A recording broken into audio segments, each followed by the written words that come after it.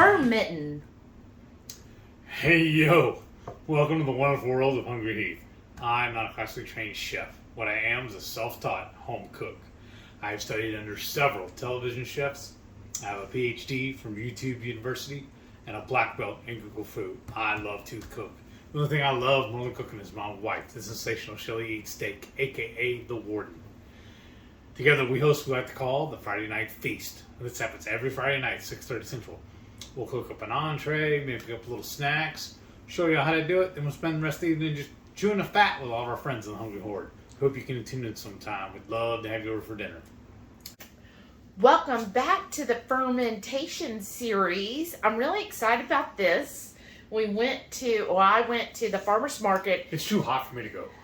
And found these beautiful cherry tomatoes. And I found some Thai chilies. And I found Thai basil. Excuse my basil. I got it and it's already started wilting, so we gotta get this done. We gotta do it. And what we're gonna need for this, so we're basically making Thai cherry tomatoes. That sounds awesome. So what you're gonna need is make sure everything, again, you wash it with soap and water. So I've got a wide mouth jar and I did wash it with the soap in the water. And then I've got a weight. And then you're going to need some kind of item to puncture the tomatoes with. And that's so that the brine gets in there. Oh, okay. And then for the brine, we're going to need the water. Plus, we're going to need salt. And we want to do, you want really a non-chlorinated water, right? Because the chlorine will kill the bacteria we want. So we're going to use the spring water. And then we will add the salt, which is 2.5%. So first we're going to start, since my hands are clean, he's going to turn that on. And we're going to put this on here. And then you can zero out the weight. Yep, that's zero. Okay, and then we'll just go through and add some of these. Sprigs? Yeah, of the basil. And this is going to be so easy, y'all. And I think it's going to end up having such a great flavor with both the Thai basil and the Thai chilies. Will give that nice little heat to it. Ooh, I could already smell the Thai basil. Wow. That is very fragrant. So I'm just starting with kind of a base of the basil in there. Once we add the water and everything, it'll change up. And then what I'm going to do is I'll hand heat these chili, no, leave this alone. And you're just going to clip like right about here. And then you throw it in there. Yes, you told me to clip, but I was fixing to grab the scissors. You said leave it alone. I'm sorry, I thought you were going for the weight. Hair? Yeah. Oh, and you know what? Silly me. Let me puncture these real quick before we get too far in this. So in the tomatoes, just going to make, just one hole should be sufficient. And the reason we do that, I actually learned this from Mary's Nest. And we want all of that brine to get down into the tomatoes. And I'll just put these here so you keep cutting and doing that.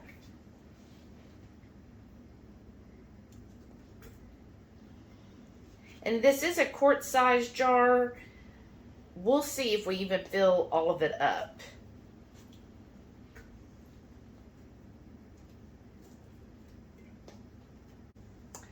All right, we've got it all filled. Look at that. You can see, look at all that beautiful cherry tomatoes, the basil, and all those Thai chilies. So now he's going to pour the water in. And then we'll have the total in grams. You do want to weigh in grams.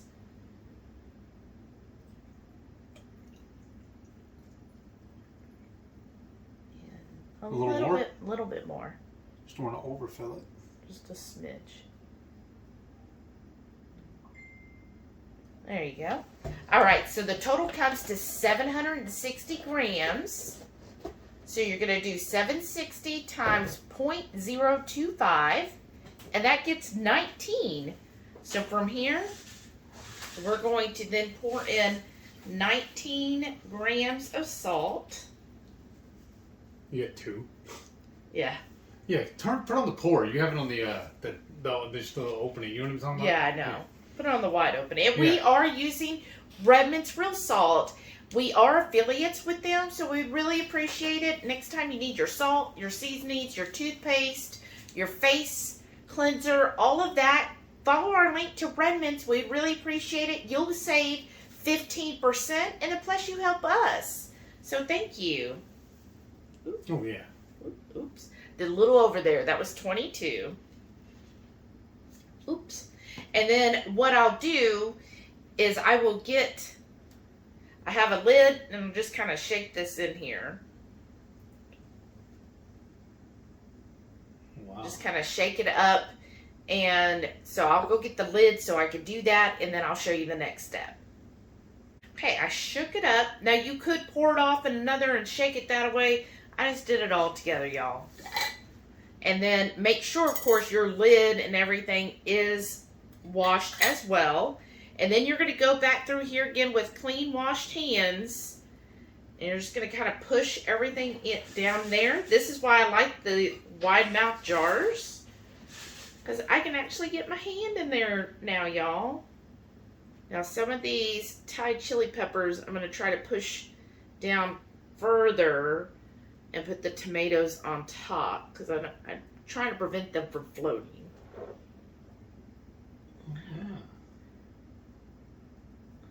Yeah. These little guys want to float over here. And then I have a weight. Let me see if I just shove some of these down in here. Now the weight I did get off of Amazon, y'all, and it is just the little weights for the wide mouth jars. Let me see here. And this will probably take about 5 days to ferment. You know, a little piece hanging right there. I see that. Little basil. Okay, so my washed wide mouth thing here. So Oh, it's perfect. I'm gonna push as much as I can. Because y'all would have seen on a couple of our other videos on these where we're using a different size jar and we had to make little weights out of the baggies. Yes. I'm gonna This is a lot easier. Some of these little floaties I'm gonna pull off and Discard. yeah. And yeah, I've got some seeds here that are floating. Oop, oh, there's a little pepper there.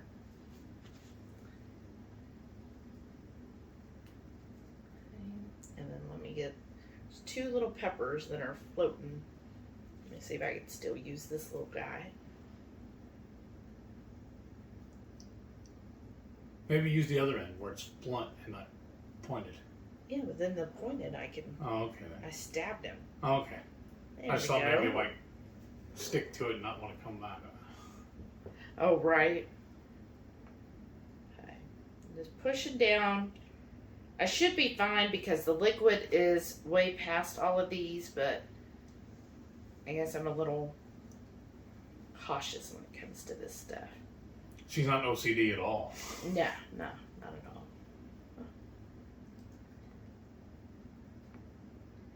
All right. All right, I've got it all pushed down in there. And I got most of the little floaters off. And then all I'm going to do is just put this coffee filter over it. Just so none of the bugs get in it. And then just put a rubber band. And I'll check it again in probably about 5 days. And we'll see how this goes. Come here.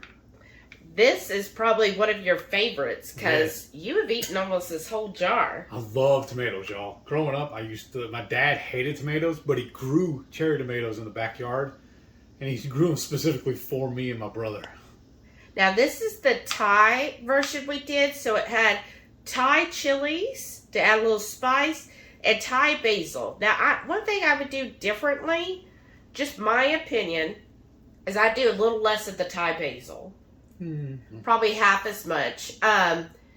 Whenever you're using fresh herbs, a little goes a long way because it's really going to be pungent, especially the longer it ferments. Mm-hmm. It's going to get more and more pungent.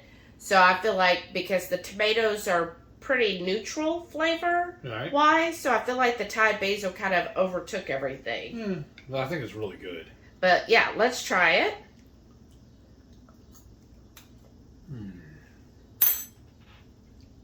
There's a little burst when you bite into it. It's just, because didn't you pierce these? Mm-hmm. And that's what gave it more flavor. Yeah, so all of the good bacteria got all into each of those cherry tomatoes. It just, like, you get that ferment juice when you bite into one of the tomatoes. Like, it just explodes. Yes, it's really good. It's so good. You definitely get the Thai basil. And you get just a little bit of heat from the Thai chilies. Like, not a huge... Like, to me, it's not real spicy. It's just enough. Right. Here's one of the Thai chilies. I'm just looking at that jar, how empty it is. I'm sad. It's time to make another batch. I know. Because I eat burgers almost every day for lunch, and I like having that with my burger. Yeah. It's really, really good. So that chili definitely still had that heat, especially at the end. So, and you had it on your burgers. What else have you used these tomatoes? Put it in my salad. Yeah, because it's like the perfect size. Right. And then you get a little cherry or a Thai chili every once in a while. It's a really good one. I really liked it, and I think you loved it. I think I've eaten them on the side of my steak, too, just like as part of a side dish. Yeah. Well, it's really good. That's a great way to kind of flavor tomatoes. A lot of times I see recipes for basil and garlic. So doing flavors like this with the Thai chili and the Thai basil, this would even be great if you made a Thai dish to have on the side. Right? Great accompaniment. Tie it all together. I didn't mean that. No, I chose that word. What did you say? I said tie it all together. I didn't mean it, though. It just happened. Did it? I promise I wasn't thinking that. I wasn't trying to be funny. You weren't trying to be a dad? No. Well, I hope you like this recipe and give it a try. Let us know what you would flavor your cherry tomatoes with. And if you're new here, go ahead and hit the subscribe button. And then that way you'll get notified every time we put out more fermentation videos because we have a lot coming. Yes. And you're just going to love all of them as much as we enjoy eating them all. Yes. And then don't forget, every Friday night, 6:30 Central, we go live for the Friday night feast. We'll cook up an entree, maybe a couple little snacks, show y'all how to do it. Then we spend the rest of the evening just chewing the fat with all of our friends in the Hungry Horde. Hope you can tune in sometime. We'd love to have you over for dinner. Thank y'all for watching. We'll see y'all in the next one. And please stay tuned to see all of our wonderful channel members. Thank y'all so much for your continued support. Y'all are amazing. Bye.